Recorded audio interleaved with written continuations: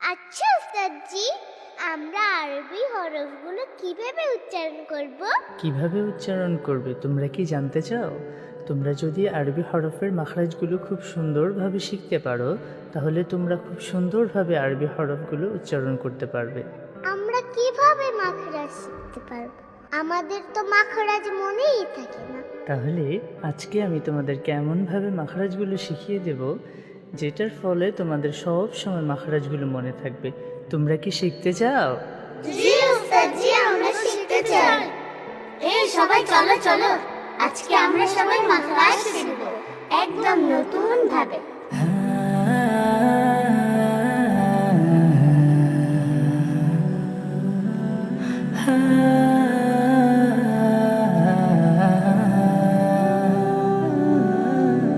আলিফের মাখরাজ হলকের শুরু হতে হামজা দুই ঠোঁটে ভেজা হতে মিলিত করে বলতে হবে বা।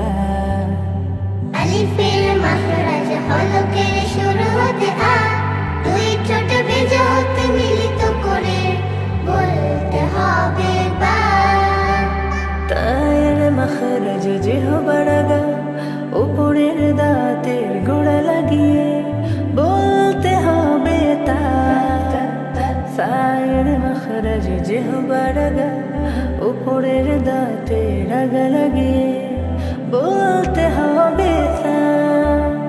তায়ের মাখরাজ জিহ্বার আগা উপরের দাঁতের গোড়া লাগিয়ে বলতে হবে তা। তায়ের মাখরাজ জিহ্বার আগা উপরের দাঁতের আগা লাগিয়ে বলতে হবে তা। হামজার সাথে হবে হা, বায়ের সাথে মিম ওয়াও, তায়ের সাথে হবে পদাল তা, সায়ের সাথে হবে গদাল সা।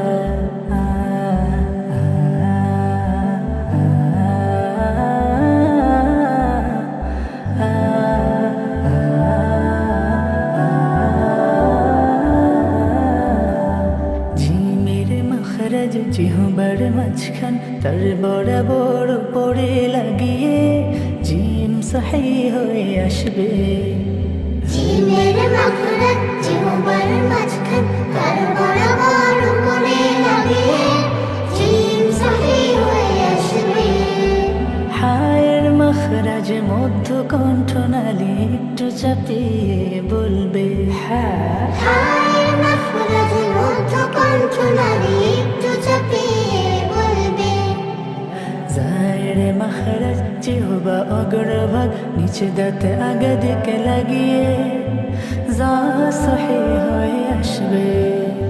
জায়ের মাখরাজ জিহ্বা অগ্রভাগ নিচে দাঁতে আগা দিকে লাগিয়ে যা সহি হয়ে আসবে। খায়ের মাখরাজ শেষ কণ্ঠনালী ছুঁয়ে ছুঁয়ে সহি হয়ে আসবে। খায়ের মাখরাজ শেষ কণ্ঠনালী ছুঁয়ে ছুঁয়ে সহি হয়ে আসবে।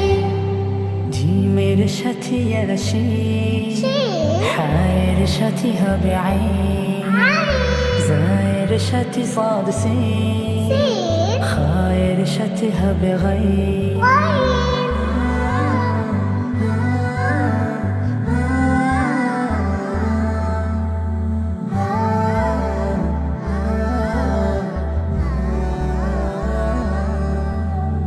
شتهن شت حرف ضد فارا لم كف نون قاف. شتين شت حرام وضفارا لم تكن طاف. ضادر مخرج জিহ্বার শেষ ভাগ দুই পাশে দুই কিনারা, উপরের মারি দাঁতে দুই কিনারার গোড়া লাগিয়ে বলতে হবে বল। ওদের মাখরাজ জিহ্বার শেষ ভাগ দুই পাশে দুই কিনারা, উপরের মারি দাঁতে দুই কিনারার গোড়া লাগিয়ে বলতে হবে বল। ফায়ের মাখরাজ নিচের ঠোঁটের পেট উপরের দাঁতের আগা লাগিয়ে ফা সহি হয়ে আসবে। ফায়ের মাখরাজ নিচে ঠোঁটের পেট উপরের দাঁতের আগা লাগিয়ে